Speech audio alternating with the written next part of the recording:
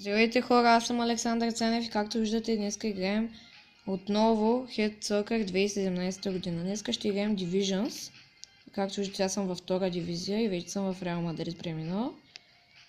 Остават ми още два матча и ако ги спечеля и двата в този епизод, ще стигна първа дивизия. Първият срещу Леганес. И както виждате играем на оранжевия терен. Повеждам ги 1-0 след хубав гол с глава. 2-0 и вече си осигурявам победата. Сега с силен шут рикошира главата му и 3-0. Тос е много слаб, тъй че няма просто да коментирам неговите качества. В принцип ще се опитам да го бия на 0. Ако не успея, той просто шута му е никакъв, джъмпа му е никакъв, спида му е никакъв, спринта му е никакъв, пауъръпа също. И ето, 6-0, направо го разчупих. Тук с глава може да ми вкара, обаче се размина с топката и вече е 7-0. Почти никакъв шанс за него. Сега има последен шанс, ама този гол беше след като свърши времето и бия 7-0. Тук пак някакви тъпи рекламки. И както виждате, оставаме последен матч. И ако го спечеля, ще бъда в първа дивизия. Надявам се, ако нещо не се обърка. Така. Това беше добър шут с глава, но прекалено неточен, защото удари точно горната гледа. Вече е 2-0, 45-та секунда, 15 секунда по-скоро. 45 стават. Този би много от нагоре шутове, което въобще не му затруднява. И сега параболата просто е огромна, но както виждате не се затруднявам особено и го водя 3-0. Мен дори ме устройва да е с парабола, да не влиза във вратата, защото просто не ми се налага да отразявам тези удара. Така, продължаваме 5-0 вече. Още на епизода не съм допуснал нито един гол, но това може би ще бъде първия. Не. Очудващо, не съм допуснал гол, а вкарах 13. В първия 7-0, втория 6-0. 13-0 голова разлика. Така ли, това бяха двата мача от епизода, но с това епизода не свършва, защото имам само още един мач. Добре, него ще изгубим. И след това,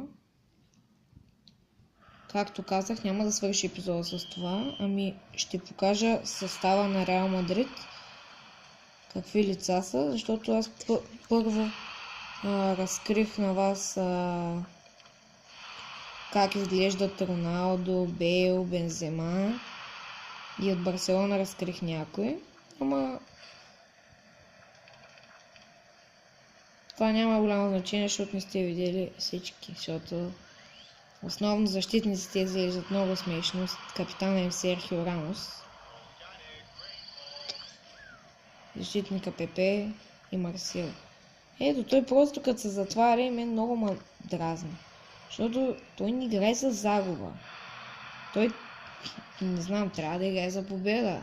Ако е един уважаващ себе си играч. Този го разчупих. Както другите 8-3. Обаче този вече ми вкара голове. И тук му го набих и последния гол. Както виждате, е огромна радост за моя играч. И ето го. Едно. Бон. Сега, кое да изберем? Бон, ти си кон, захар, бучка, ти си кучка, фъс. Това ще избера. И печеля 2700, това ми е най-голямата награда, която отварям.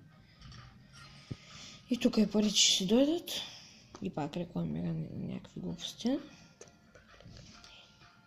Сега ще ви покажа бързо състава на Реал, защото клипа доста доста. Така, аз съм Сашо. На вратата Кейро Навас, първия вратар, втория вратар Кикос Касия, третия вратар Рубен Янес. В защита Карвахал десния им бек, Пепе, вижте какъв смешен централния защитник Пепе. Серхио Рамос, ето го, много смешен капитан. Варан, младия Варан не е смешен, Начо не е смешен. Марсело е бая бухнала коса, Коентрало е каджина. Данило, косата му ще кажеш някой дракон. Тони Крос пък е твърде елегантен за себе си. Хамес Родригес бая голяма глава изкарал. Няма мозък в нея обаче. Каземиро е нормален. Ковачич е нормален. Модрич е като жена също и някакъв много странен. Марко Асенсио е нормален. Иско е с доста голяма глава. Ето го Роналдо, вие го знаете. Бел като ананас. Престъпника Бензема. Лукас Васкес добре. Мариано е с големи зъби, като заек. Моратата добре. И ето ме и мене. Аз използвам този пауър. И така. Това ще бъде всичко от този епизод. Надявам се да ви е харесал. Ако е така, се абонирайте и давайте лайкове. За следващ клип искам 10 лайка. Ако може. Около 10 лайка. Добре. До следващия клип. Чао, чао.